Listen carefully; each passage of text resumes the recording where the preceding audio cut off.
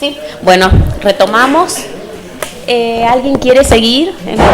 Sí, señor presidente, esta defensa va ¿Va a exponer usted? Se acerca un micrófono, por favor, para grabar. Bueno, antes que nada, buenas tardes, señora presidente, señoras juezas.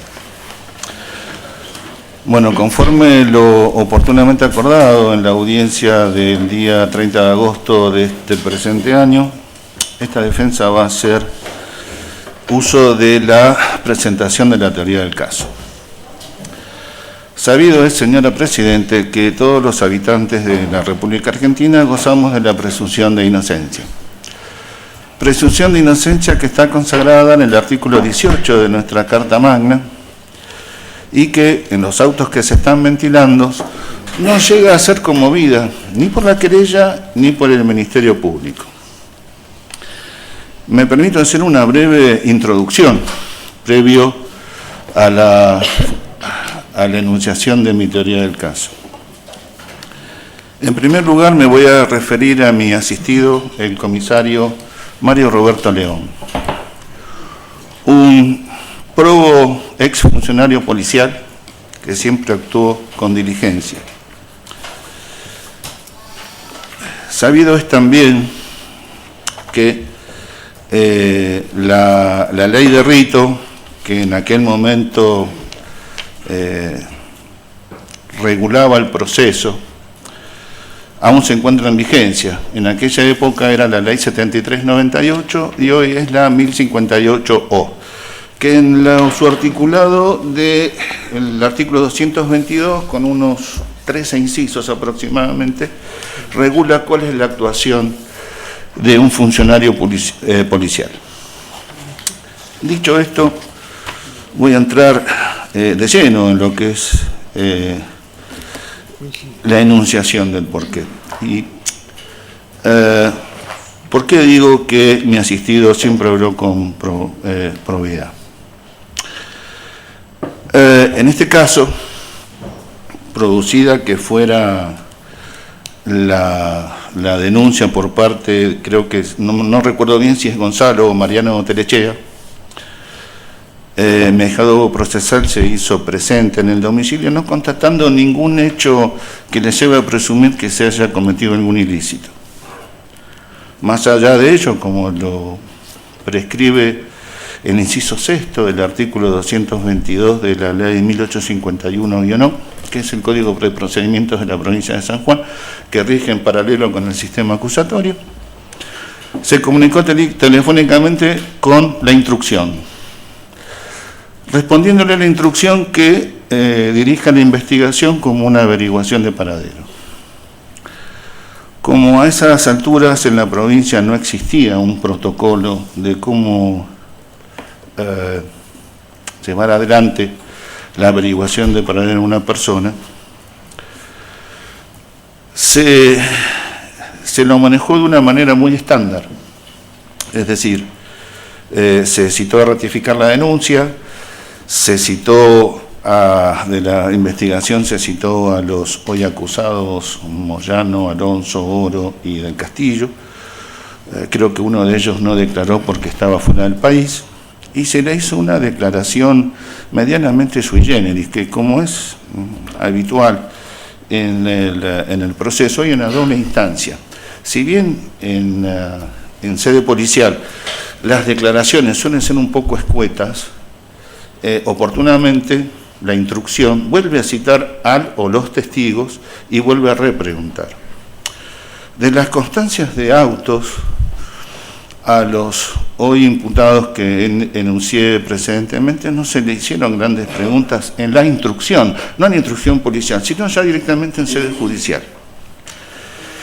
Aquí que, bueno, advierto con suma sorpresa que la querella y el Ministerio Público le indican a mi defendido que ocultó pruebas, tergiversó, no aportó pericias a la causa. Hecho totalmente inexacto, señora Presidente. Y no es una mera expresión de deseos, ni algo que me surja, sino que se encuentra acreditado en los presentes actuados, que, o casualidad, no fue cuestionado ni por la querella ni por el Ministerio Público. A título informativo nada más, tal es la diligencia de mi asistido, que en fecha 2 de febrero del año 2005, en horas de la noche, en una, no sé muy bien, no recuerdo muy bien el parentesco, la señora Susana Toro, que está ofrecida como testigo y que oportunamente lo voy a acreditar, recepta un llamado comunicándole un secuestro extorsivo, que si querían ver a Raúl tenían que aportar la suma de 250.000 pesos. La señora, como corresponde, se pone en contacto con la instrucción de manera telefónica, a lo que le respondieron que realice la correspondiente denuncia, que la hizo, y que consta foja 730 de los presentes autos. Diligentemente, mi asistido, a foja 738, pone en conocimiento de la instrucción, ya sea en el fuero ordinario y en el fuero federal, a través de una comunicación telefónica casualidad con el secretario del Juzgado Federal número 2, Secretaría Penal número 5. La respuesta ante tamaña comunicación fue el silencio. También lo fue el llamativo silencio de la instrucción en el fuero ordinario, que no solamente se anotició ese secuestro extorsivo por la comunicación de mi ahijado procesal, sino que un masculino de la querella, que no recuerdo en este momento quién fue, le comunicó de manera personal a la instrucción en sede judicial que había receptado un llamado extorsivo y que se iba a encontrar con un masculino en la Plaza de las Jorobas y le iba a indicar dónde estaba enterrado el señor Telecheo. Llamativamente, ¿qué hizo la instrucción? Nada. No ordenó seguir la pista del secuestro extorsivo. Silencio. No obstante ello, mi ahijado procesal también comunicó el secuestro extorsivo al Ministerio Público, que fue en fecha 7 de febrero del 2005. Consta fojas 1125 del sexto cuerpo. ¿Cuál fue la respuesta del Ministerio Público? Que hoy se rasga las vestiduras diciendo, acusando el ocultamiento de pruebas o algo. Silencio, señora Presidente, solo el silencio.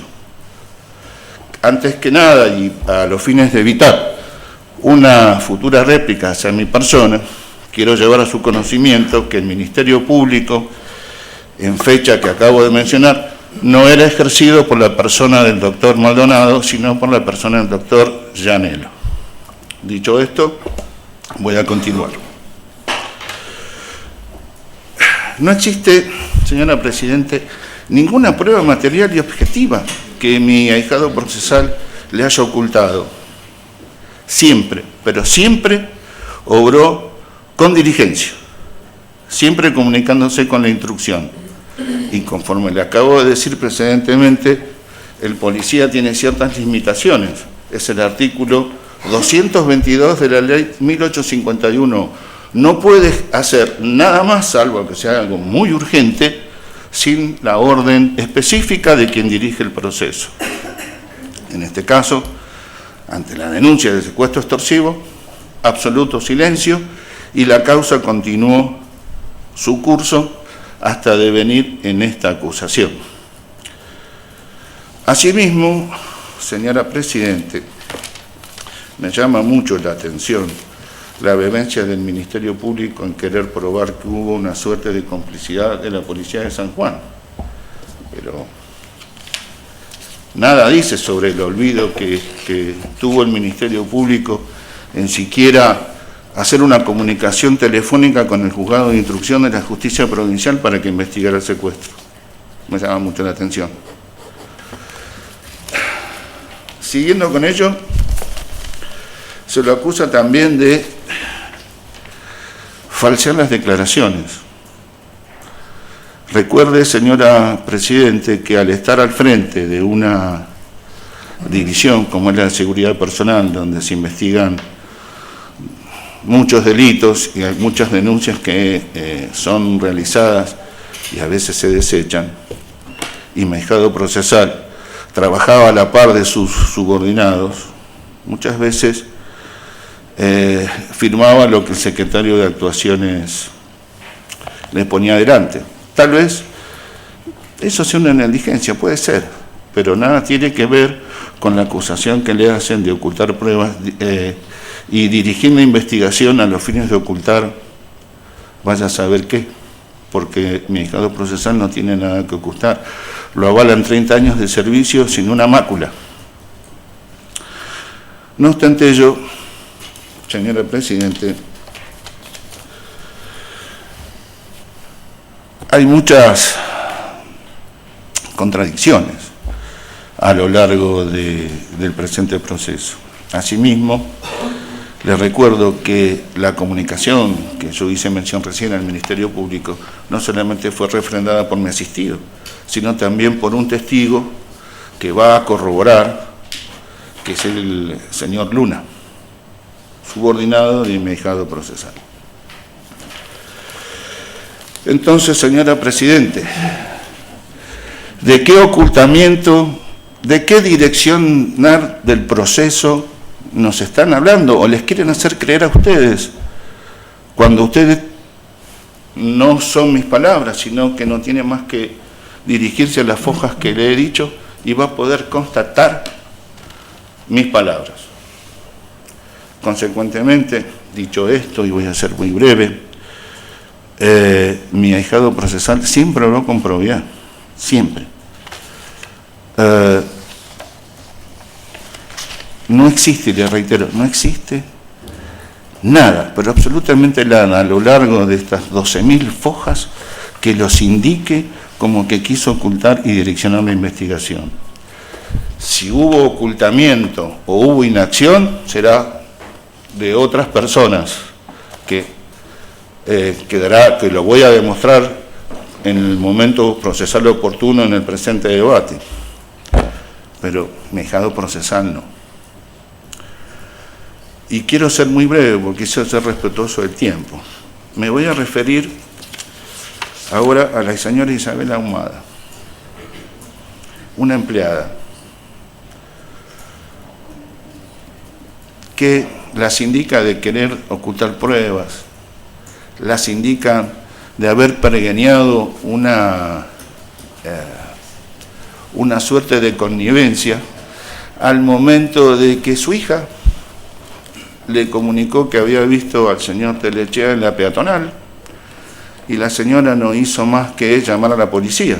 Ahora bien, en una suerte de un argumento de una novela de Agatha Christie, la querella dice que se ha puesto en connivencia con Mahiscado Procesal para hacer una puesta en escena y no hacer ningún acta. En esto me remito, vuelvo a reiterar, señora Presidente, no está obligado, conforme a la normativa que le acabo de denunciar de la Ley de Procedimientos de la provincia, a realizar un acta. La puede realizar o no.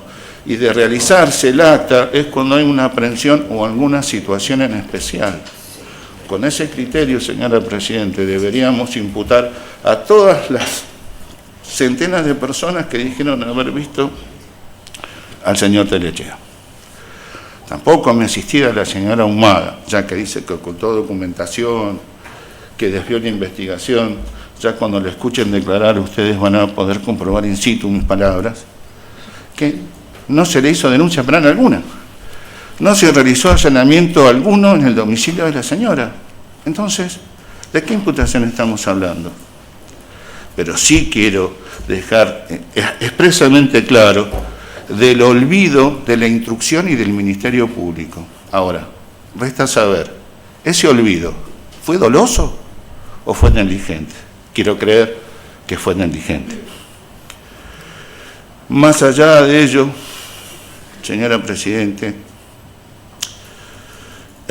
voy a demostrar a lo largo del presente debate la total inocencia de mis dos asistidos, quienes obraron siempre con probidad, han dicho la verdad en todo momento y no son probanzas que deban producirse de una complejidad, tan solo salen de una atenta lectura y de una exégesis bien realizada de acuerdo al sistema de la sana crítica y libre convicción. Esta defensa siempre pregonó esto y nunca fui escuchado. Espero, señora Presidenta, excelentísimo tribunal, que tomen en cuenta lo que les acabo de decir. Señora Presidente, muchísimas gracias. Tenga usted buenas tardes. Muchas gracias. Muchas gracias, señor Rivadavia. Doctor Franco Montes, ¿usted toma la palabra? Sí, señora Presidenta. Bueno, buenas tardes, excelentísimo tribunal, señora Presidenta, a todas las partes. Voy a ser muy breve en mi exposición, no por una especial capacidad de síntesis que tenga, sino porque la situación de mi asistido no amerita mucho más que lo que voy a exponer, entiendo. Para fundar mi teoría del caso me voy a valer y voy a hacer valer dos principios esenciales en los cuales se estructura el proceso penal, que es la legalidad y la culpabilidad. Sostengo y estoy absolutamente convencido que al terminar el debate el excelentísimo tribunal coincidirá conmigo que toda la acusación efectuada tanto por el señor representante del Ministerio Público Fiscal por la querella ha violentado ambos principios. El primero de ellos, en tanto y en cuanto para atribuir la responsabilidad penal, se basa simplemente en invocar, ni siquiera los voy a calificar como indicios anfibológicos, son meros hechos, circunstancias, omisiones más concretamente, a las cuales le pretende atribuir consecuencias jurídicas penales que no resultan compatibles con la sana crítica racional, ni mucho menos subsumible en el tipo penal que invoca. De otro lado, jamás han podido acreditar ni mínimamente el dolo directo requerido para la configuración del tipo, cuestión sobre la que voy a volver más adelante. Me voy a reservar el análisis dogmático de la figura penal cuya aplicación pretenden los acusadores para los alegatos de clausura, y quiero centrarme un poco en la cuestión de hecho y prueba. Para eso, excelentísimo tribunal, van a corroborar a lo largo del debate que todas estas circunstancias a las que me refiero, en función de cuál se les atribuye responsabilidad a mi asistido, vienen materializadas o concretadas en un lapso temporal que va del 22 de octubre del 2004 al 17 de diciembre del 2004. Ese lapso temporal es el que básicamente se habrían materializado esas omisiones que pretende la Fiscalía, cuestión que vamos a demostrar que no son omisiones, que tampoco configuran un delito de incumplimiento de deberes funcionarios públicos, pero vienen materializadas básicamente en esa etapa. Por eso también les voy a solicitar que se sitúen en ese momento, no en el diario del lunes, no con el diario del lunes, que como bien dijo el doctor Chervín, tampoco hoy tenemos diario del lunes, porque en realidad no sabemos qué pasó con Telechea, desgraciadamente no sabemos qué pasó con Telechea. Y esto aparece más como una necesidad imperiosa de buscar algún culpable. Pero volviendo a lo que decía, voy a solicitarles que se pongan en ese momento, y en ese momento es la propia querella, donde dice que había tres hipótesis que estaban en equilibrio, que se encontraban en equilibrio. Y solo después, con el andar de venir de varios procesos, de varias jurisdicciones, de varias competencias, se ha llegado a este proceso, insisto, que para mí de alguna manera forzando los principios constitucionales a los que hago referencia. Pero va a quedar acreditado que esas omisiones jamás pudieron tener la entidad suficiente para desviar la investigación del modo que pretenden los acusadores. No me voy a referir, ustedes verán, sobre este debate, salvo tangencialmente, a la cuestión de la reunión de la mutual, del conflicto de la mutual, simplemente porque las propias acusaciones no lo excluyen a mi asistido de esa etapa temporal. Pero sí, a pesar, y esto sí lo quiero dejar en claro, de que mi asistido de ninguna manera dirigía la investigación prevencional. Sí, me van a ver actuando aparentemente como codefensor del doctor Rivadavia para sí demostrar que la investigación prevencional jamás retaseó información al magistrado instructor. Lo cual, insisto, no significa de ninguna manera que la prevención estuviera a cargo de mi asistido, ni mucho menos, pero sí lo voy a destacar porque estoy en la obligación de demostrar el correcto actuar de la prevención. Miren, como decían Carrara, para evidenciar que una conducta es ilícita hay que responder 7 preguntas, entre ellas el qué, el cómo y el por qué. El qué y el cómo, como les hacía referencia, jamás va a poder ser demostrado en el sentido de subsumir la conducta de Miguel González en la figura que pretende la acusación. Y el por qué o el para qué permanece tan ausente que las acusaciones, ya de un modo extremo en lo que se refiere a la violentación a las normas de la sana crítica racional, han pretendido justificar algún nexo entre los coimputados integrantes de la Mutual, más precisamente Moyano, si no me equivoco, bueno, porque existe un llamado telefónico a la central de policía. Con estas palabras se ha venido sosteniendo que existe un llamado telefónico a la central de policía, como si la central de policía fuese un monoambiente. Todos sabemos lo que es un edificio de la central de policía. Acá vamos a poder ver el organigrama. Pero incluso, y bueno, ya de esa manera absurda, se ha venido pretendiendo demostrar alguna conexión y a partir de ello demostrar un supuesto interés, un supuesto móvil, porque desviar la investigación de un hecho que conmocionó a la provincia toda, como bien se ha expuesto acá, necesita de algún motivo, de algún móvil. ¿Cuál es para un jefe de policía no descubrir un hecho bajo investigación? ¿Cuál es el beneficio? Tiene que existir un qué, un cómo, porque eso no va a poder nunca ser respondido porque no existe ningún vínculo entre mi asistido y el resto de los coimputados, con excepción, por supuesto, de León, que era pertenecía a la fuerza policial. Pero a pesar de este absurdo, cuando esta defensa, como una medida de instrucción suplementaria, solicitó informe a la central de policía, los números pertenecientes a la central de policía y a la jefatura, donde desempeñaba las funciones mi asistido, ese informe es conteste en demostrar que ese pretendido número no pertenece tampoco. Por eso digo, excelentísimo tribunal, que de ninguna manera podrá llegarse a una sentencia condenatoria en tanto y en cuanto aquellos principios que son, por supuesto, consecuencia del principio de inocencia, no lo permitirán en modo alguno.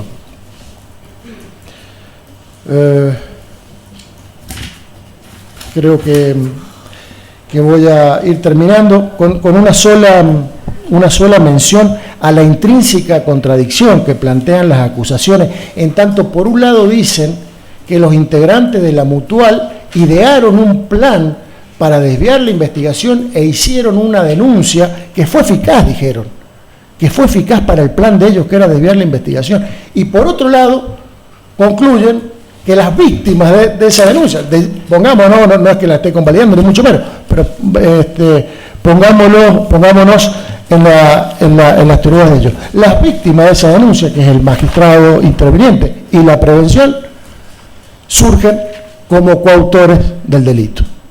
Ambas tesis son inaplicables e insostenibles. Ellos mismos dijeron cómo ese plan fue eficaz y que el día 3 de octubre del 2004 ya se había instalado por el medio de comunicación gráfico más importante de la provincia la hipótesis de la fuga. Y en eso, concluyendo, jamás han podido determinar ni van a poder determinar aporte concreto de Miguel González en el iter crímenes que que pretenden. En función de ello, agradeciéndoles la amabilidad y la atención en la escucha, simplemente manifestarles que, conociendo el alto criterio y la honorabilidad del tribunal, no estoy convencido de que, en definitiva, Miguel González va a ser absuelto en función de que su conducta resulta atípica. Muchas gracias, excelentísimo tribunal, señora presidenta.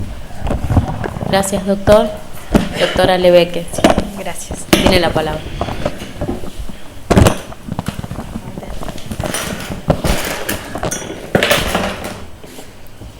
Bien. Muchísimas gracias. Buenas tardes a todos. Voy a hacerme alegato de apertura por el señor Alonso y entiendo que durante este debate se va a demostrar, vuestras excelencias van a tener a la vista y vamos a poder demostrar que se ha realizado una forzada y una genérica imputación contra el señor Alonso. De la prueba que se va a rendir en este debate, más allá de la prueba,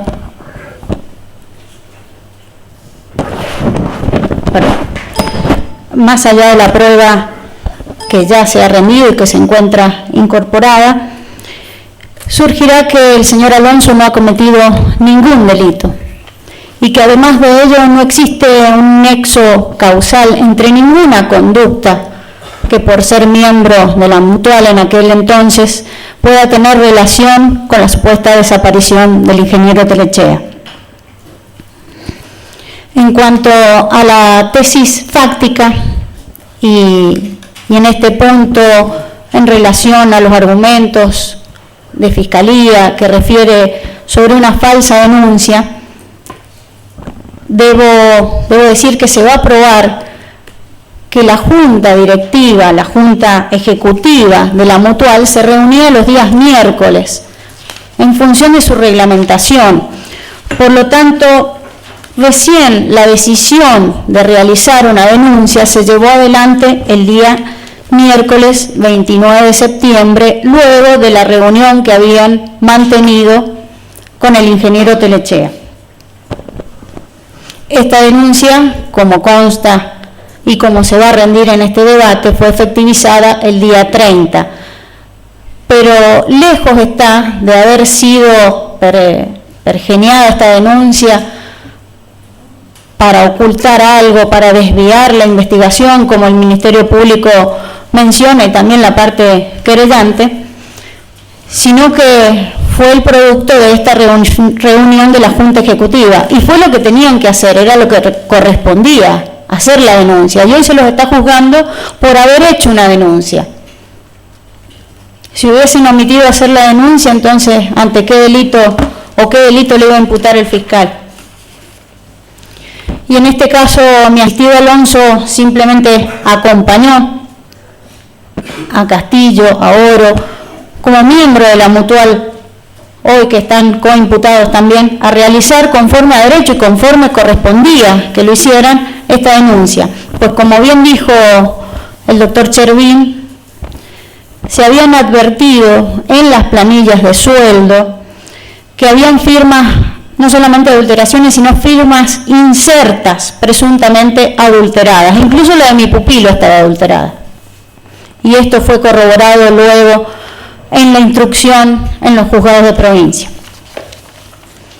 Mi asistido Alonso no participó ni pergeñó, como dice el Ministerio Público, ningún plan para hacer desaparecer al ingeniero Telechea. Las comunicaciones telefónicas que menciona también el Ministerio Público Fiscal, por su duración y por su contenido, se debían al giro normal de la institución. Incluso hay desgrabaciones de todas estas comunicaciones que no aportan absolutamente nada a la teoría que hoy el fiscal y la parte querellante pretenden erigir en contra de mi pupilo y del resto de los imputados en esta causa, sino que realmente se trataba de comunicaciones que hacían al giro normal de la institución en la que se desempeñaba Alonso. Estas comunicaciones que el Ministerio Público Fiscal menciona entre el día 29 y el 30 de septiembre del 2004 por la duración y el horario en que fueron realizadas, resulta más que claro que se debían justamente a cuestiones laborales y de la institución. A lo largo del debate se va a demostrar que mi asistido Alonso no es un delincuente, como pretende hoy erigirse la tesis del fiscal. También se va a demostrar, porque en relación a muchas de las imputaciones se ha acudido a este argumento, tampoco existía una relación de amistad o un vínculo por fuera de la institución por parte del señor Alonso. Él no participaba de las reuniones deportivas, él no participó de ningún encuentro, de ningún partido, absolutamente nada. Simplemente cumplió su función de realizar la denuncia que correspondía hacer antes haber advertido y haberle puesto en conocimiento a la persona que en ese momento se sindicaba como responsable y que era el encargado de hacer estas planillas, de confeccionar estas planillas, la situación que se había advertido y que se iba a realizar la denuncia penal, que luego se efectivizó por mandato de esta Junta Ejecutiva. La tesis probatoria que sustenta esta postura de parte de la defensa en cuanto a la inocencia del señor Alonso, en cuanto a no haber participado en ningún tipo de conducta delictiva, mucho menos que haya desviado una investigación,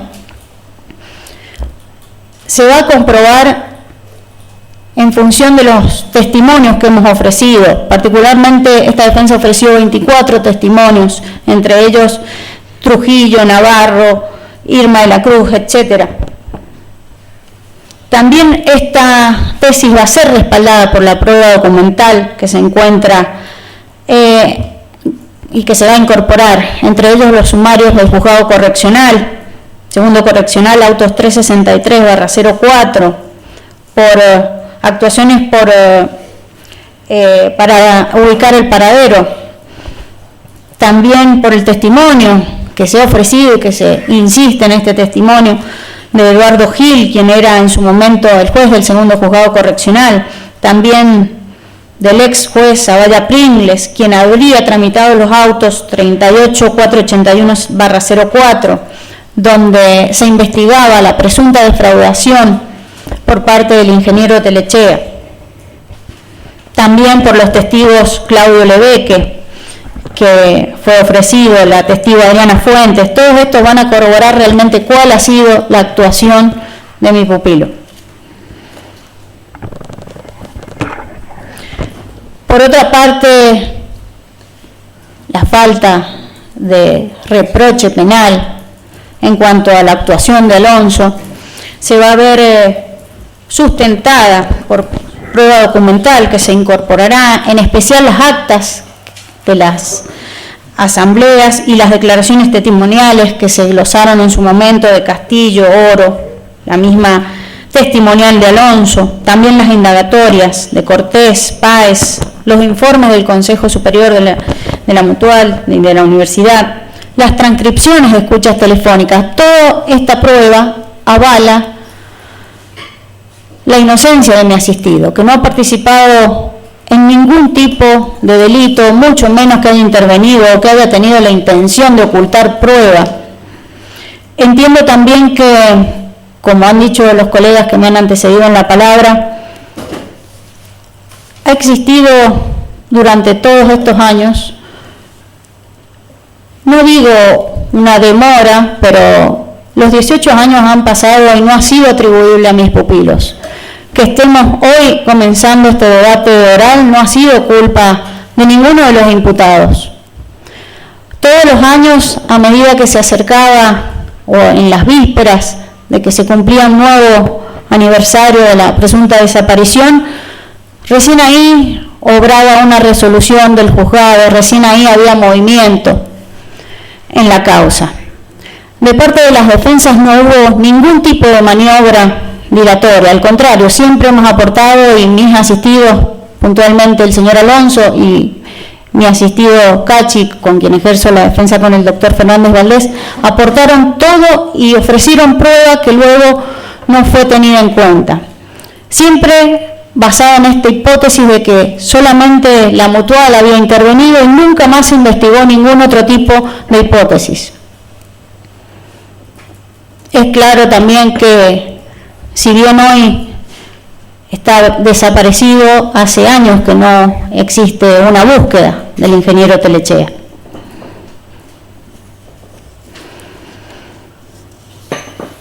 Y ya para terminar, entiendo que durante este debate, que seguramente va a ser extenso, que se van a poder incorporar numerosas pruebas, que van a poder presenciar vuestras excelencias, las testimoniales que se van a rendir, van a poder verificar la personalidad de cada uno de los imputados, en especial hablo por mi asistido. Se va a poder verificar que el señor Alonso no ha cometido ningún tipo de delito que tenga, y mucho menos que haya participado en una desaparición, que haya participado en un secuestro, que haya tenido un plan. Todas estas cuestiones son mencionadas por el Ministerio Público Fiscal y por la parte querellante de manera, sobrevuelan la idea de un secuestro, de una participación, de un plan, pero en ningún momento se describe la conducta que habría asumido en este caso Alonso, cómo fue que participó, qué aporte hizo, ni hablar de mi asistido Cachi.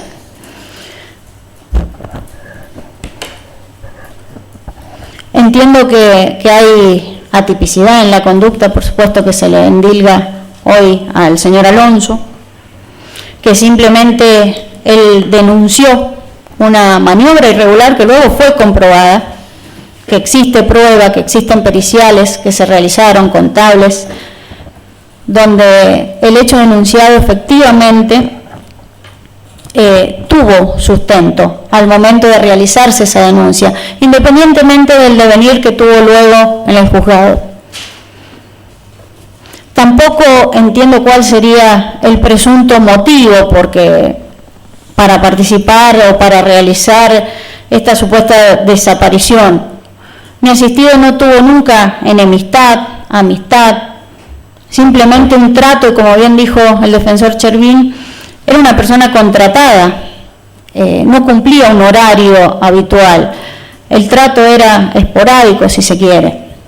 Él manejaba sus horarios o se le requería cuando era necesario, pero mi asistido Alonso no tiene ni tuvo jamás un motivo como pretenden hoy imputarle un delito tan grave. Por lo tanto, coincido también con las defensas que realmente se ha seguido una sola línea en esta investigación, quizá guiada por los sentimientos que comprendo de la parte querellante, pero que realmente se va a demostrar que no hay pruebas que los vinculen. Y no solamente hablo por mi asistido, sino por el resto de los imputados. No hay prueba que realmente sustente y tenga peso para desvirtuar la presunción de inocencia de los hoy imputados. Y entiendo que se va a demostrar, por el contrario, la inocencia de mi asistido Alonso, y en este punto sé que vuestras excelencias tienen un criterio y sabrán valorar la prueba que se va a rendir en este debate, sin ningún tipo de presión, sin ningún tipo de cuestionamiento social. Las pruebas se van a rendir en este debate y entiendo que la resolución, quizás no conforme a la familia, quizás no conforme a la parte querellante, pero entiendo que va a ser ajustada a derecho. Muchísimas gracias. Gracias, doctora.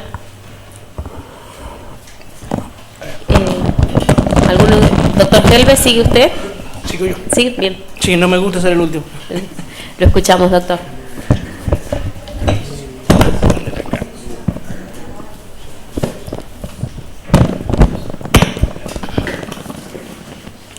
Buenas tardes, señora presidenta y demás miembros de este tribunal oral. Me presento, soy Faustino Ángel Kelvez, defensor del señor Nelson Sebastián Cortés Páez, causante de toda esta trama o enredo que ha terminado en este debate. Discúlpenme la prolijidad al calificar a este tipo de trama porque no me parece otra cosa. En primer lugar, en este expediente FMZ 555.017.816 vengo a presentar mi alegato de apertura, entendiendo de que la teoría del caso de esta defensa es que no existe ningún elemento de convicción con fuerza suficiente que permita aseverar que mi defendido, tal cual lo ha presentado el señor fiscal en su acusación, cumplió el rol en algún rol en este tipo, en esta investigación, en este hecho que se le atribuye, en esta desaparición del señor Telechea. Y tampoco le cabe la calificación de la figura del arrepentido, sino estaría en esa posición procesal. En ningún momento se habló procesalmente de que sea un arrepentido. Nelson Sebastián Cortés Páez es un mitómano ya desde joven, y en este caso, estando a sus dichos, y como oportunamente se podrá comprobar durante el debate, se habría conectado telefónicamente con Mauricio Telechea, inventando una mentira de cierta complejidad, con la finalidad de hacerle creer que conocía lo que había ocurrido con el ingeniero desaparecido para obtener un pingüe beneficio económico. Esa es la única motivación que tuvo Sebastián Cortés Páez para generar, porque en realidad es el hecho detonante para que se le dé, para que al menos la querella comience su teoría del caso, atribuyéndole a ciertas personas, en función de lo que habría manifestado mi defendido, como que había esa mentira elaborada por Sebastián Cortés Páez, parte de un supuesto, no solamente de ser un mitómano no de origen, pero desde su niñez, sino en razón de que tenía elementos o información pública, información notoria acerca de los motivos de la desaparición del señor Telechea. Y en función de eso ¿Se escucha bien? Sí. Perdón. Sí. Sí. Esa mentira que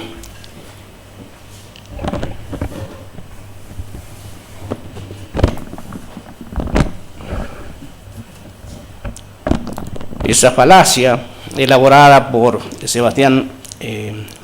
Nelson Sebastián Cortés Páez, dirigiéndose a Mauricio Telechea, no solamente surge de su propia característica, de su personalidad, que si bien es cierto, algunas pericias la han negado, pero toda su familia y los conocidos contestan que es un mitómano, y lo hizo acá para obtener, no sé si notoriedad o como dije, un pingüe beneficio económico. Y se valió del conocimiento, de nociones que eran de público conocimiento, que el señor Telechea era insulino dependiente y que habría sido secuestrado y llevado a un determinado lugar, y menciona, cuando da la información, menciona a personas que habrían estado con él. Es aquí que las personas que él menciona son sujetos con los cuales tenía enemistad o no los quería. Mencionó a un policía que era el novio de una tía, al cual él no quería, y mencionó también a unos vecinos con los cuales mantenía enemistad. Vecinos que a su vez le decían el chancho, surge el expediente, que ese es el apodo que tenía, porque acostumbraba a vender tómbolas donde el premio mayor era un lechón, y nunca cumplía con ese digamos, compromiso a través de ofreciendo los números de la tómbola. Ese es de ahí viene el origen del nombre. También mi defendido no es como dije, no ha contribuido causalmente en el delito que el señor fiscal le atribuye, ya sea tanto en la desaparición forzada, tanto en la privación ilegítima de libertad, como en la desaparición del ingeniero Telechea. Forzada o voluntaria, aún no lo sabemos. Es preferiría que fuera voluntaria. Y en esa finalidad logró en parte su cometido, porque el señor Mauricio Telechea, no sé si le creyó la versión, pero dijo que le habría entregado un dinero.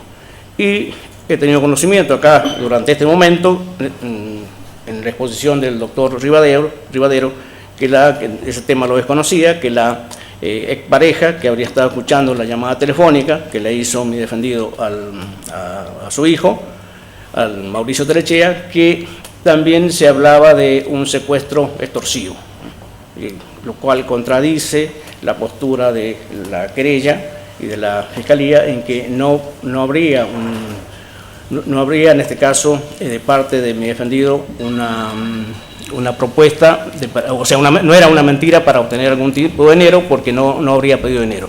Sin embargo, acá aparece obviamente una contradicción. En primer lugar, esta teoría la sostengo y creo que se va a acreditar en su oportunidad. Mi defendido no tenía ningún conocimiento, desconocía toda la trama laboral entre el dirigentes, la mutual, desconocía a todos los funcionarios públicos que habrían intervenido, ya sea el señor Moyano o el señor Oro, y también no tenía conocimiento alguno respecto de los funcionarios policiales.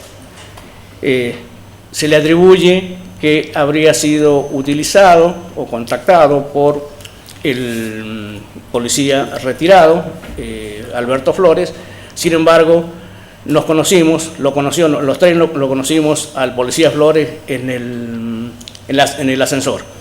No tenía ningún conocimiento de quién era Flores, de ese supuesto reclutamiento de personas del barrio Aramuro, con los cuales no tenía mi defendido ningún tipo de vinculación. De hecho, nunca podría ir a la cancha de Sportivo porque no es simpatizante de Sportivo y también tenía problemas en el barrio por no ser simpatizante de Sportivo. En definitiva, teniendo en cuenta que esto es un alegato de apertura, entiendo que no hay ningún elemento que permita acreditar, primero, ni la privación ilegal de la libertad del señor Telechea, sí, su desaparición, que entiendo que no fue forzada. En este caso comparto el criterio del alegato de apertura usado por el defensor Chervín y demás defensores, y en este caso entiendo de que en su oportunidad va a quedar plenamente demostrado que mi defendido no tuvo ningún grado de contribución causal en la privación de la libertad ni en la desaparición del señor Telechea. Y en consecuencia entiendo que el tribunal resolverá entendiendo de que la presunción legal de inocencia de mi defendido no ha sido destruida por ningún tipo de prueba precisa o contundente que amerite algún tipo de sentencia condenatoria. Es todo, su señoría. Muchas gracias, doctor. ¿Está en condiciones de hacer el alegato de apertura? Sí, por supuesto. Bien. Gracias, señora presidenta. Doctor, le escuchamos. Bueno, buenas tardes a todos. Bueno, finalmente me toca el último, como quiso el doctor Helves. Y si bien lo que parece podría ser en tono jocoso este hecho de ir al último, en cuanto a la facilidad que podría tener al exponer al último, de adherir en cierto modo a los planteos que han estado haciendo los colegas que me han precedido en la palabra, puesto que me lo permitiría la acusación de ambas partes. ¿Y esto por qué, señora presidenta y señoras miembros del tribunal? Lo acaba de reeditar al planteo el doctor Helves. En la defensa de Eduardo Oro y de Juan Cachi nos hemos encontrado con que no existió antes no existió al momento de la intimación en la indagatoria, no existió en el auto de procesamiento, no existió eventualmente en el requerimiento de elevación a juicio, tampoco en el auto de elevación a juicio y no existió hoy, una circunstanciación establecida por la norma legal a los fines de que una persona inocente se encuentre sentada en estas instancias frente a ustedes tratando de defender su inocencia. Miren, en esta instancia hemos escuchado al representante del Ministerio Público Fiscal, también el doctor Maldonado, persona que también sabe, y creo que los que están acá me conocen, el aprecio personal que le tengo y sobre todo como profesional, pero nos encontramos nuevamente con algo que venimos sosteniendo desde un inicio. La prueba de la Fiscalía, dijo el señor fiscal, para eso voy a citar sus palabras, se va a poder escuchar cómo los imputados distribuyéndose roles recurrieron a una práctica más siniestra que conoció la humanidad. Esa distribución de roles, asumo que lo que ha querido decir la Fiscalía es que presuntamente quedaría acreditada por la prueba, porque hasta hoy la desconocemos. No sabemos de qué manera Oro o Juan Cachi tomaron en algún momento, en algún lugar, en un punto específico de la ciudad de San Juan o donde fuere, del brazo al ingeniero Telechea y lo subieron a un vehículo o lo transportaron en un baúl, porque de eso estamos hablando. Estamos con personas que vienen con una carga, con un peso sobre sus espaldas, de ser las personas que han desaparecido en democracia, como dijo el fiscal, a otra persona.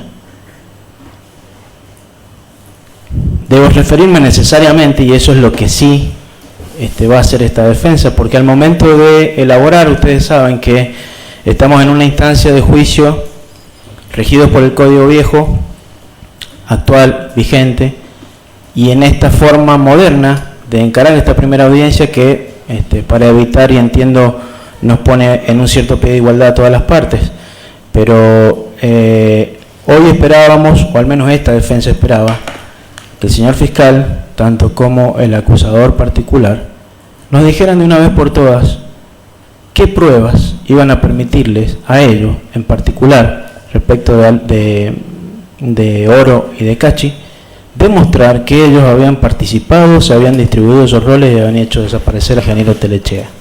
Entonces caemos en la conclusión, los que conocemos la causa desde el inicio, de que esa prueba es inexistente. Fue inexistente en aquel entonces, es inexistente hoy, va a ser inexistente mañana.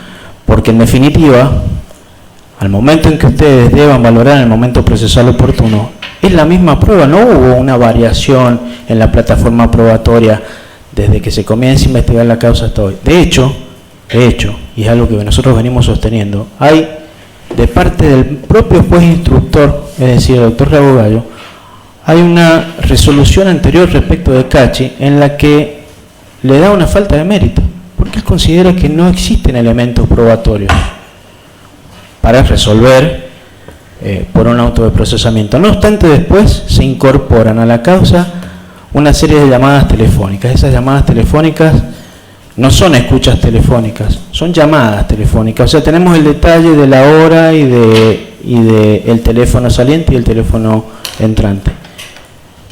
Eso simplemente bastó para que, en vez de dictar un auto de sobreseimiento, el juez cambiara rotundamente en su manera de actuar y decidiera procesarlo conjuntamente con el resto de los imputados. Para hacer un análisis, yo debería sentarme acá y decirles, señoras juezas, que vengo a defender la ajenidad absoluta de Eduardo Oro y de Juan Cachi respecto de los hechos que se van a investigar. Y me siento autorizado para hacerlo toda vez que la plataforma fáctica y probatoria descrita por ambas acusaciones de ninguna manera ha logrado conmover el estado de inocencia. Pero puede sonar como palabras formales, puede sonar como que lo que estoy diciendo es algo que venimos sosteniendo, que de hecho es así, pero que venimos sosteniendo presentación tras presentación, que se nos ha tildado de que dilatamos el juicio. No, señores jueces, queríamos llegar a una instancia del proceso, a esta instancia del proceso, para que ustedes pudieran, como tribunal, descubrir la verdad que necesitan las personas que están sentadas ahí, porque nadie, no van a tener ni de Oro, ni de Cachi, ni de esta defensa en su representación, una sola palabra que contradiga el dolor que sienten esas personas que están ahí. ¿Pero a qué costo, señores? El tema está, estamos en esta instancia para descubrir la verdad. Ahora, ¿estamos dispuestos para hacerlo? Porque la verdad muchas veces duele, y no me cabe la menor duda, pero no me cabe la menor duda porque tomo las palabras del Ministerio Público Fiscal, que acá se va a descubrir que al menos Oro, Cachi y creo que ninguna de las personas que están sentadas atrás nuestro como imputados tuvieron algo que ver con ese hecho que se investiga, con este hecho que se investiga y con la desaparición del ingeniero Telechea. De hecho, la propia Fiscalía lo ha dicho hoy, conociéndolo al doctor Maldonado, como dije antes. En otras instancias del proceso podríamos habernos encontrado con una acusación que afirmara en cierto modo que durante el transcurso del debate en la producción de la prueba va a permitir acreditar su hipótesis. ¿Cuál es su hipótesis? La suponemos, porque para él, a Raúl Telechea, lo desaparecieron las personas que están atrás. Pero hoy dijo, acá claramente, que no se sabe qué pasó con Telechea. Me remito a las palabras del Ministerio Público Fiscal. No se sabe qué pasó con Telechea. No lo saben ellos, no lo sabemos nosotros, no sabe la familia, ni tampoco creo que lo puedan llegar a saber ustedes. Por eso es que decía y me refería que cuando estamos en esta instancia debemos estar dispuestos a encontrar la verdad. Todos estamos en la búsqueda, pero debemos estar dispuestos a encontrarla y aceptarla, esa verdad. Señoras juezas, hay un tema central y voy a tratar de ser sucinto, toda vez que como ya lo dijo la doctora Lebeque, ejercemos la codefensa de Juan Cachi y ejerzo en particular en soledad la defensa de Eduardo Oro. Hay un tema central que también lo marcó el Ministerio Público Fiscal y dijo que habló de un conflicto que existía entre la Junta y Telechea y que esa es la base, la piedra angular de esta acusación.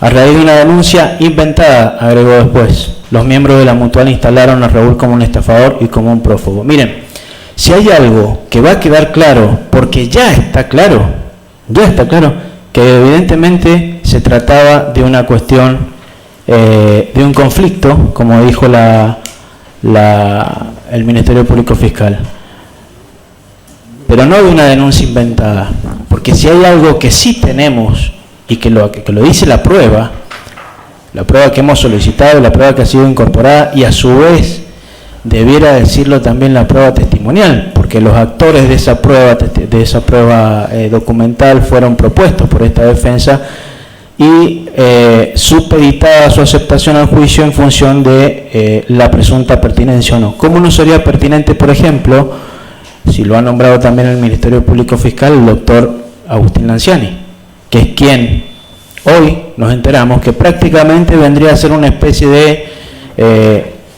cuarto, quinto, sexto acusado de esta causa? ¿Por qué? Porque dictó un auto de mérito y en ese auto de mérito la hipótesis que sostiene es contraria, no le gusta al Ministerio Público Fiscal y tampoco le gusta a la parte querellante. ¿Por qué? ¿Qué dice esa hipótesis? Esa hipótesis no solo dice, sino que se basa en prueba. Lo ha dicho el doctor Chervín, lo ha dicho la doctora Lebeque. Hay prueba documental y hay prueba pericial que acredita la defraudación por parte del ingeniero Telechea. Si ustedes me preguntan, no me siento cómodo diciéndolo esto. ¿Saben por qué no me siento cómodo? Porque puedo llegar a sentir el dolor de las personas que hoy están acá buscando justicia. Nosotros también estamos buscando justicia, pero justicia. Acá no estamos para hacer venganza. Acá estamos para tratar de determinar, o deberíamos estar para tratar de determinar qué ocurrió con el ingeniero Telechea. Pero nos encontramos con que en realidad no venimos a buscar eso, sino que venimos a demostrar que estas personas no tuvieron nada que ver con el día en que desapareció el ingeniero Telechea. Voy a hacer una breve mención respecto de una situación fáctica que es la que va a terminar acreditándose acá durante este debate y tiene que ver con la participación o la actuación de Oro. Es una actuación que ha sido reconstruida por parte de esta defensa porque, como dije, la descripción de la conducta la descripción fáctica que todos esperábamos, conforme lo establece la ley procesal, para poder conocer aquello que se llama la intimación, cuál es el hecho que se le indica, cuál fue su rol en esa actuación para poder después subsumir esa conducta en una norma penal, la desconocemos en absoluto. Sí debo decirles que con 19 años de edad, en el año 1991, Eduardo Oro ingresó a la Escuela Industrial Domingo Faustino Sarmiento, escuela que queda acá, que es reconocida, entiendo, por todos. Y tras su ingreso fue alcanzando el cariño y reconocimiento del personal docente y no docente.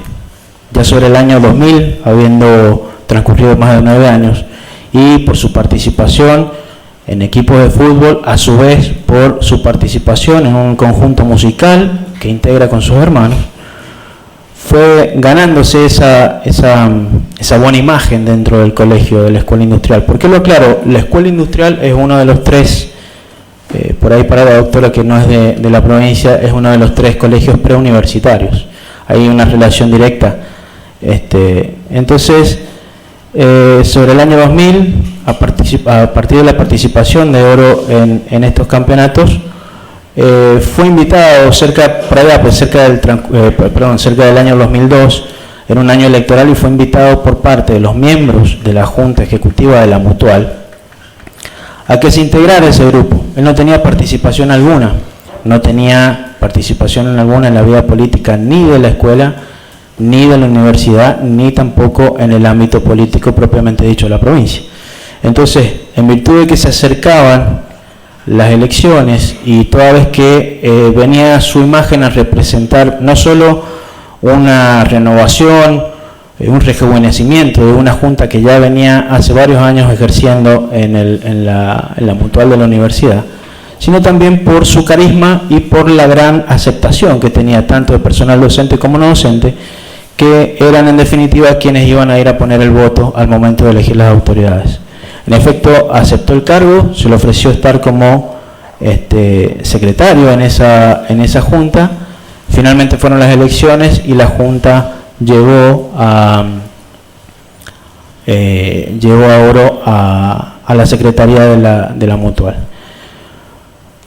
Desconocía cuando ingresa, porque fue un desafío para él, desconocía todo lo concerniente al movimiento de la Mutual, todo lo concerniente en cuanto a lo personal y al manejo en sí de la Mutual propiamente dicho. Entonces, a medida que fue transcurriendo el tiempo, fue que en conjunto con el ingeniero Telechea, a quien se acercó y quien lo cobijó, también hay que decirlo, a Eduardo Oro, fue aprendiendo sobre el manejo,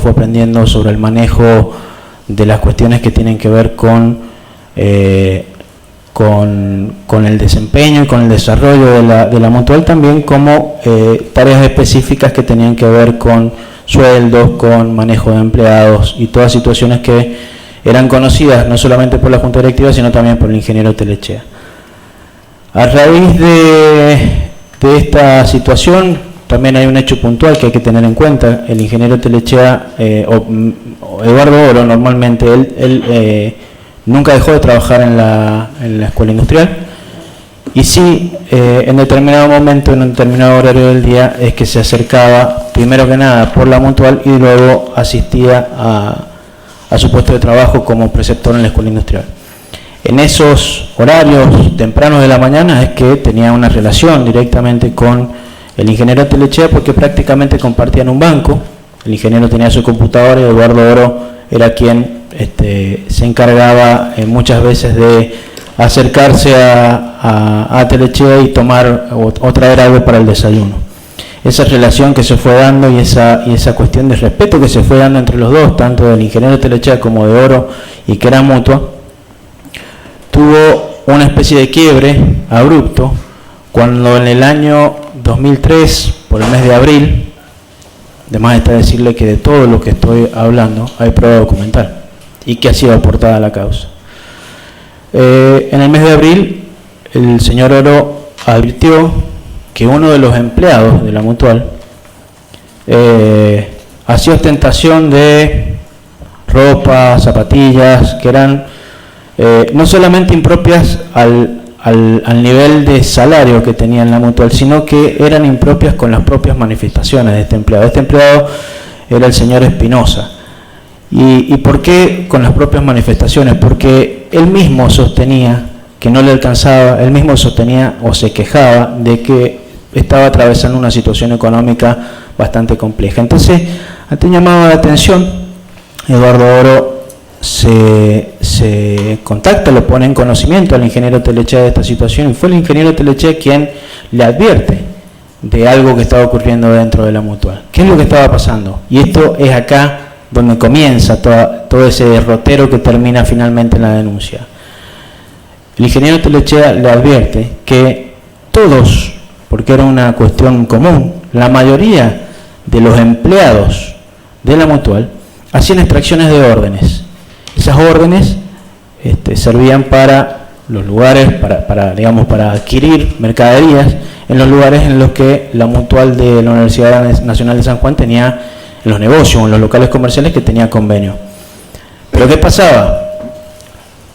La Mutual tenía un pasivo bastante interesante en ese momento, en virtud y a causa de este tipo de conductas, porque quien debía en su momento, que no era Telechea, lo voy a aclarar, descontar o hacer los descuentos propios de cada una de esas compras, de cada una de esas órdenes de compra, no lo hacían. De manera tal que la costumbre de proveerse de órdenes, de gastar el dinero de la Mutual y después no devolverlo porque no eran descontadas del sueldo, fue lo que el propio ingeniero Telechea le advirtió a Eduardo Oro. Vale aclarar que esa investigación se realizó por parte de Eduardo Oro con el ingeniero Telechea. Incluso aún, de las personas que cumplían funciones en el camping, no solamente dentro de la Mutual, y tenían como costumbre esta metodología. Ahora bien, habiendo puesto en conocimiento de esta situación al resto de la Junta Ejecutiva, es que se logra una especie de acuerdo, porque necesitaban el ingreso de fondos, se logra una especie de acuerdo con los empleados a los fines de comenzar a descontarle a cada uno de ellos el dinero que había sido extraído, si se quiere, a través de estas órdenes. Así como es como se llega a un acuerdo con todas aquellas personas que tenían o que presentaban deudas y cuyos recibos de sueldo no habían sufrido nunca un descuento como correspondía, se llevó a una especie de plan de pago donde, de acuerdo a las posibilidades de cada uno de los empleados, se extraía un monto de ese sueldo que percibían, de común acuerdo con ellos, a los fines de sustentar esa deuda que habían tenido o que habían adquirido con la Mutual. De esta manera, luego hay otro hecho puntual, otro hito en este derrotero, y es que esta investigación que se fue haciendo conjuntamente con el ingeniero Telechea, a quien no solamente nosotros lo decimos, sino también lo ha sostenido la Fiscalía y la querella, era especialista en cuestiones de informática, era quien podía llevar un control no solamente de estas situaciones de stock y de órdenes, sino estricto de los ingresos y egresos de la Mutual. Como decía, se hizo una investigación conjunta y eso fue afianzando la amistad entre Eduardo Oro y Telechea. Ahora bien, en determinado momento llama la atención a Eduardo Oro que la cuenta o las cuentas que eran propias de Telechea arrojaban un resultado prácticamente escaso, es decir, el ingeniero Telechea prácticamente no tenía extracciones de órdenes. Ahora bien, en una mañana, a fines del año 2003, Eduardo Oro llega a la Mutual a fin de compartir, como siempre, el desayuno con el ingeniero, como era habitual, y le comunicaron que se había retirado y que había retirado una orden de compra y que en minutos regresaba. También le comunicaron los encargados del expendio de esas órdenes de compra que esa actitud del ingeniero era permanente. ¿Cuál? La de retirar órdenes de compra, de consumo, órdenes de consumo en horas tempranas, que era antes de la llegada de cualquiera de los miembros de la comisión directiva, usarlas y luego reincorporarse a trabajar. Entonces, Una vez que recibió esta información, Oro recurrió a la máquina, a la computadora, a los fines de ingresar a la cuenta personal del ingeniero Telechea. No obstante ello, descubre que tenía un movimiento mínimo. Esa cuenta, el ingeniero Telechea, tenía un movimiento mínimo que no se condecía específicamente con esta actitud que marcaban el resto de los empleados encargados de ese área. Entonces, así fue que en determinado momento una de estas personas le enseñó al señor Oro a ingresar al sistema no por cuenta personal de afiliados, sino por número de registros de órdenes de compra. Grande fue su sorpresa cuando encontró que se trataba de una de las personas que más uso de órdenes de compra y no pago, no devolución, tenía la Mutual. De hecho, lograron descubrir, después de toda esta investigación, que habían fechas adulteradas, antedatadas, inclusive, quién sabe por qué, una de ellas tenía una fecha que era muy anterior a la fecha de la creación de la Mutual. Ante esta situación y ante esa decepción que había sufrido de parte de quien respetaba, fue que Oro se lo presenta al resto de la comisión directa ejecutiva y se dispuso así una reunión con el ingeniero. Esa reunión fue a los fines de ponerlo de conocimiento de esta situación, de que habían descubierto esa maniobra, de que habían descubierto que él antedataba las órdenes que extraía y de que había una situación que era prácticamente muy difícil de descubrir, que era que en su cuenta no estaban, que la única manera de arribar a esto era por el número de orden. En esa oportunidad el ingeniero Telechea reconoció que no se encontraba en condiciones económicas aceptables, que tenía una serie de gastos fijos, y en esa reunión fue que sacó de su bolsillo trasero y le entregó a la comisión una orden de la Mutual que estaba destinada a la empresa de turismo Dante Montes, con la que pensaba pagar vacaciones, pero además de ello les pidió al resto de la junta directiva que actuaran con él de la misma manera que habían actuado con el resto de los empleados, es decir, acordar una forma y una modalidad de pago. Y esto, señoras juezas, explica algo que sostuvo también la querella y sostuvo el Ministerio Público Fiscal. Estuvo aproximadamente 2 meses y 28 días, si mal no recuerdo las palabras del fiscal, sin percibir su salario, sin percibir sus honorarios, más que salario, porque no era un empleado de la Mutual. ¿Por qué? Porque fue la manera en que el ingeniero Telechea, quien se desempeñaba en otros lugares, tal como lo ha dicho también el doctor Chervín, no era el trabajo específico, no era su único trabajo, sino que era profesor y se desempeñaba en otros lugares también. Fue la forma de acceder a sanear esta situación, esta deuda que él mantenía con la Mutual, haciendo o basándose en un principio de igualdad con lo que había pasado con el resto de los empleados. Fue así que se decidió de común acuerdo que el ingeniero Telechea, durante un plazo establecido, no iba a cobrar honorarios profesionales, no iba a cobrar el dinero que le correspondía por su función. Esto es lo que explica también que al momento de llevarse las planillas al Banco Credicop, a lo cual me voy a remitir, que ha hecho mención el doctor Chervín, esas planillas que ingresaban al Credicop sí lo contenían dentro de la planilla, es decir, él estaba incluido dentro de esa planilla, no obstante, la planilla original que había quedado en la Mutual no lo incluía. Por eso es que así, una vez que el tesorero de la institución, que era el señor Alonso, en el año 2004, que era el encargado de los movimientos bancarios, concurre al Banco Credicop, es que se advierte esta maniobra fraudulenta por parte del ingeniero. Esta maniobra fraudulenta por parte del ingeniero es la que da lugar posteriormente a la reunión, que creo que ya se han referido varios y que también va a quedar acreditado que existió, que de hecho fue llamado, fue puesto en conocimiento.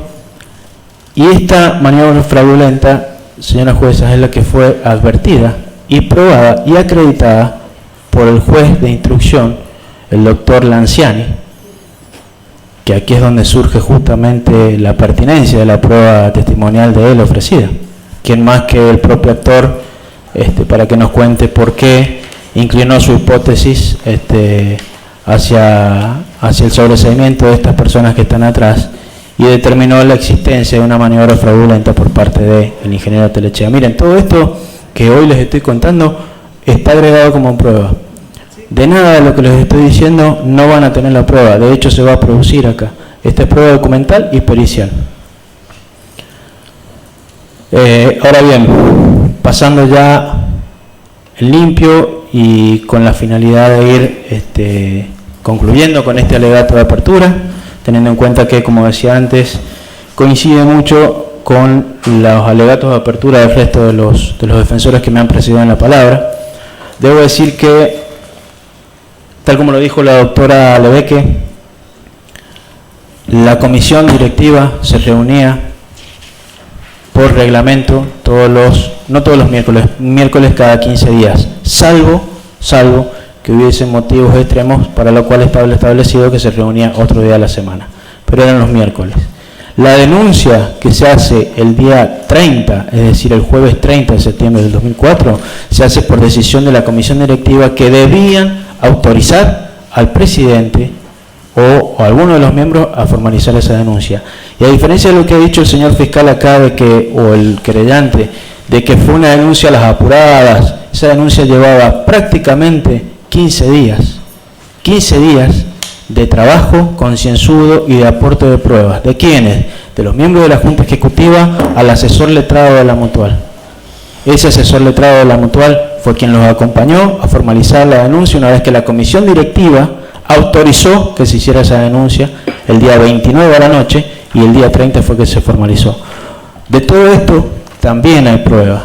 De todo esto vamos a poder y va a permitir a las defensas acreditar cada uno de los puntos a los que me he estado refiriendo.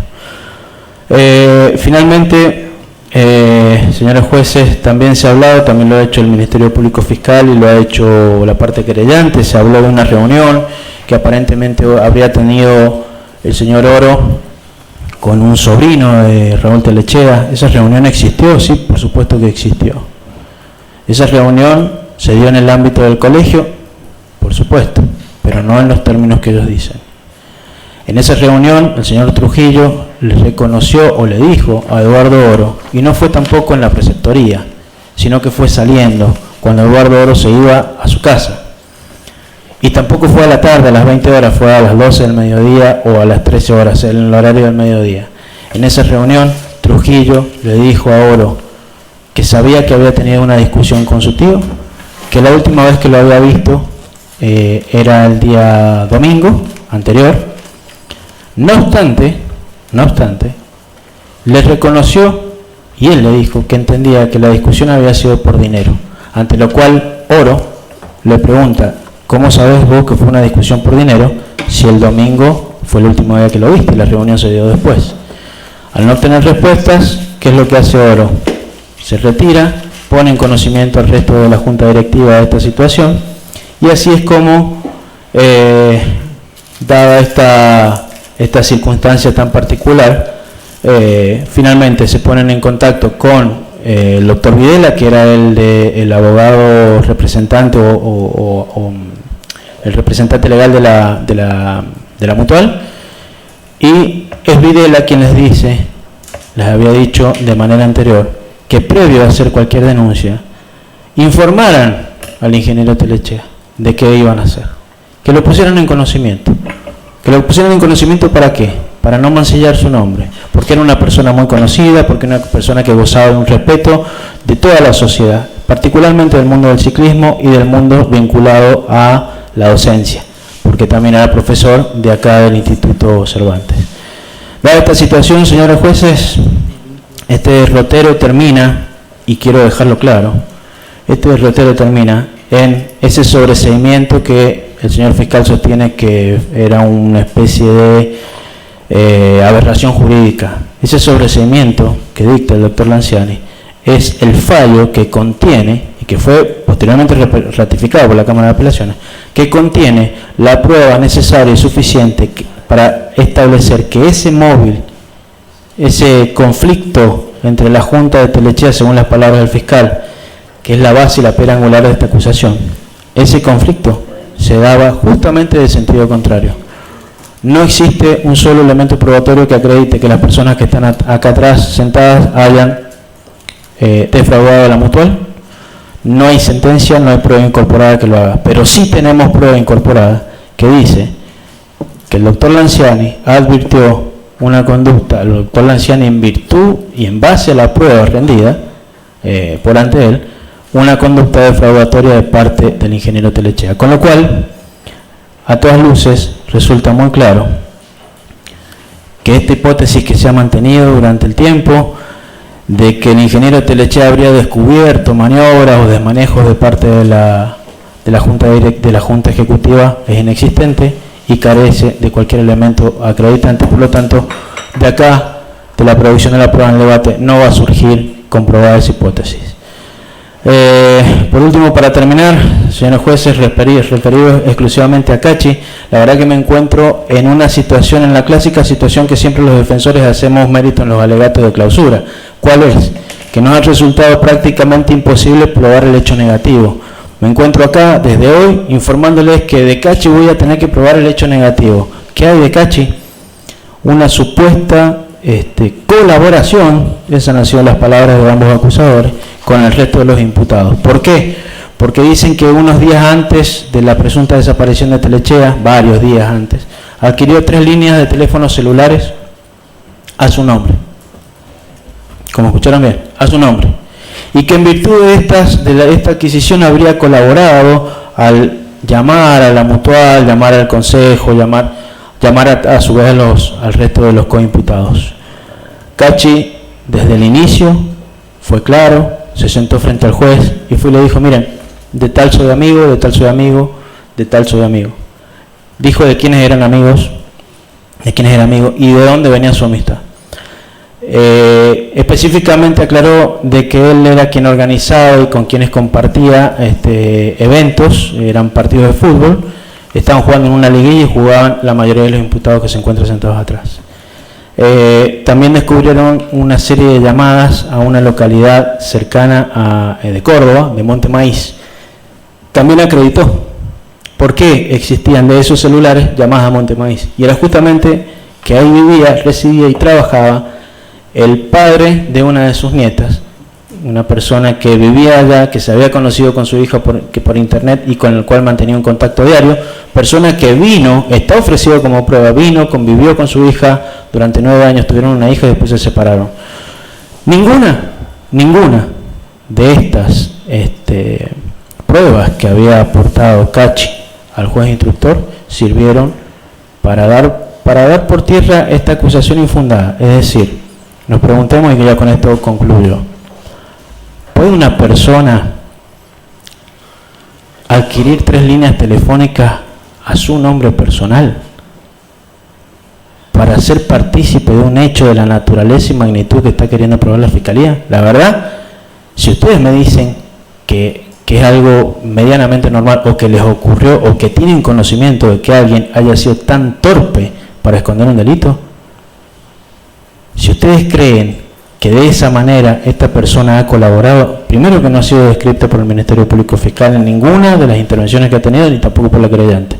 Lo único que dicen que fue el nexo entre del Castillo y el resto de los coimputados.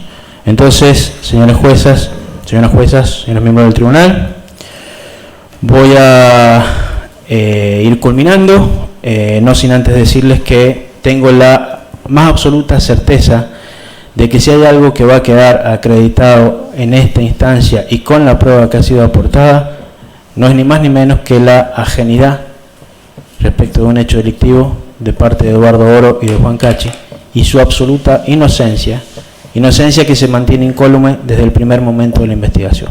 Muchas gracias y disculpen la extensión. Muchas gracias, doctor. Bueno, hemos escuchado los alegatos de apertura de todas las partes, declaramos formalmente abierto el presente debate. Habíamos pensado terminar más tarde, Les agradecemos que se hayan medido en las extensiones de cada exposición. Y habíamos programado para la próxima audiencia entrar con el tratamiento de las cuestiones preliminares. Doctor Rivadeo ahí va a verbalizar el planteo que usted refirió al inicio. Esa es la oportunidad. Por una cuestión también de organización de tiempos, le vamos a pedir si por secretaría nos hagan saber cuánto tiempo les va a tomar, si van a plantear, cuánto tiempo les podría llegar a tomar la exposición y si van a declarar, porque ya pasaríamos después a las indagatorias en su caso, si van a prestar declaración indagatoria en ese momento. Eso es para organizar la agenda. Doctora, ¿podemos informar en el transcurso de la semana esto sobre todo? Sí, no hay ningún problema, porque las próximas audiencias son el 19 y el 20, entonces al ser 2 días seguidos, lo ideal sería tenerlo ya preparado y organizado en los tiempos. No, se adelantó al 20. Y sería en principio con el mismo horario de inicio. Así que bueno, damos por concluida la audiencia de hoy. Continuamos el día 19. Muchas gracias a todos por su asistencia. Buen día, señor presidente y señoras juezas. Muchas gracias. 8:30, Esperemos que funcione todo.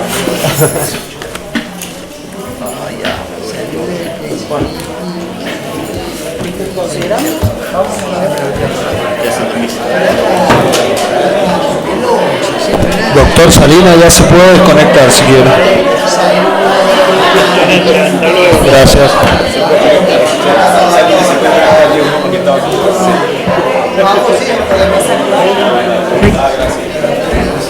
¿Tengo algo para saber yo? No, ¿y vos agarrás tu teléfono? Sí. A mi oficina,